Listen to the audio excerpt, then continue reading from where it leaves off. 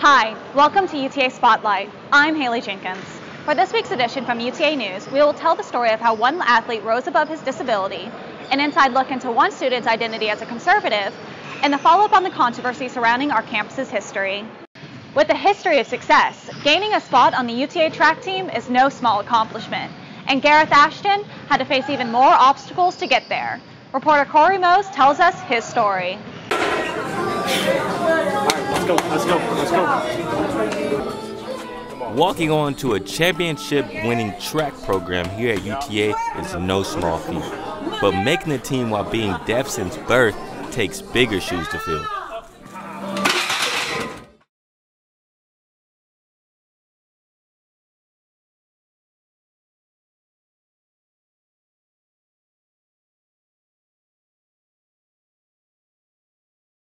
At every practice, he had the interpreter with him, but Gareth doesn't always need it to understand what's going on.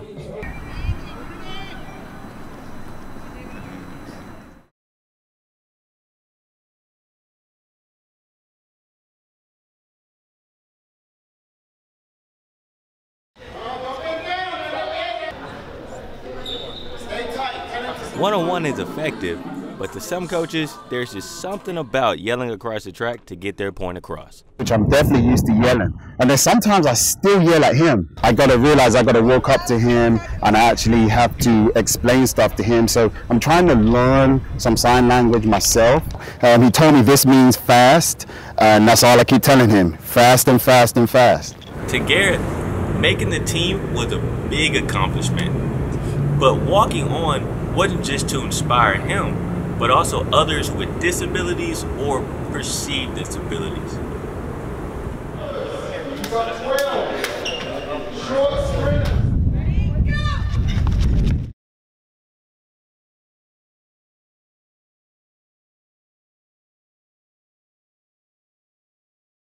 Only 2% of deaf children around the world has access to education, while 25% don't have access to their parents with signs. But Gareth believes he's just one of many who can jump over these hurdles of statistics. Hey ladies, spring ladies. Well, you want one more. Gareth wants one more.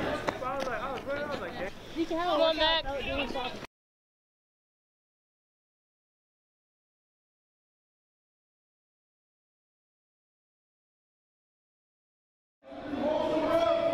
Corey Mose, UTA News.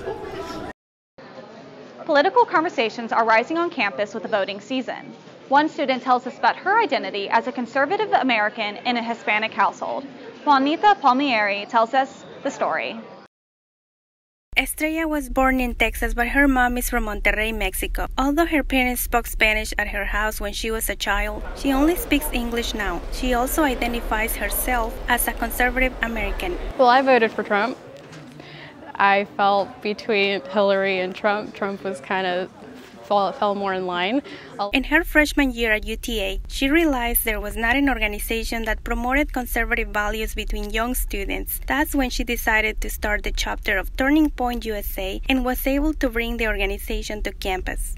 Basically, it was just raising awareness on college campuses because conservatives are the minority on a lot of schools just because academia is very liberal. But being conservative and Hispanic has not been easy for Estrella. For being conservative, a lot of people I knew on social media were much more vocal and rude to me over social media than they would be to my face. At her 20 years of age, Estrella has been politically active, promoting her organization at other universities throughout the country. She has met political figures and she has been interviewed by different forms of media. I have been able to travel the country and meet very influential politicians and been able to speak at conferences, and so I think that's amazing. She cares about a lot of people. You know, she, for me especially, if you have a close relationship with her, she cares about you. She wants you to succeed. Even though Estrella says that she shares the values of the Hispanic community who's hardworking, she feels isolated from them because the majority of Hispanics identify themselves as Democrats, and she is a conservative. It feels a little lonely, and my heart breaks a little bit because I wish, my points could be heard without people being so quick to judge and to get mad and, call me names. Juanita Palmieri, UTA News. With talk of culture and identity, students turn to the past to speculate on the identity of UTA and how one statue's meaning has evolved. Mason Brighton tells us more. Over the last few weeks, I've continued my investigation to better understand the Texas that President Hereford lived in, as well as understand what students think about this issue.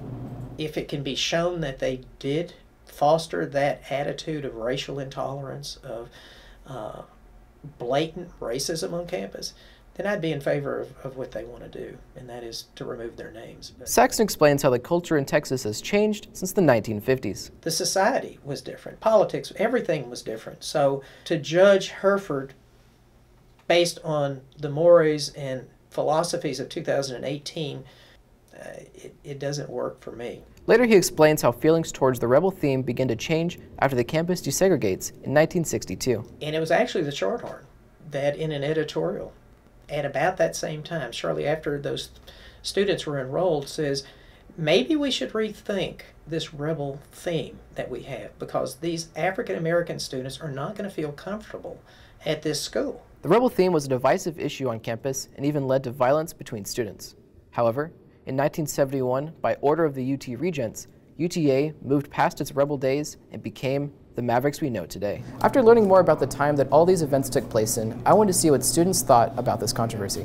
I think they should change the name of it, but I think the history is still very prevalent within our campus, and I think we should still keep at least some part of him here.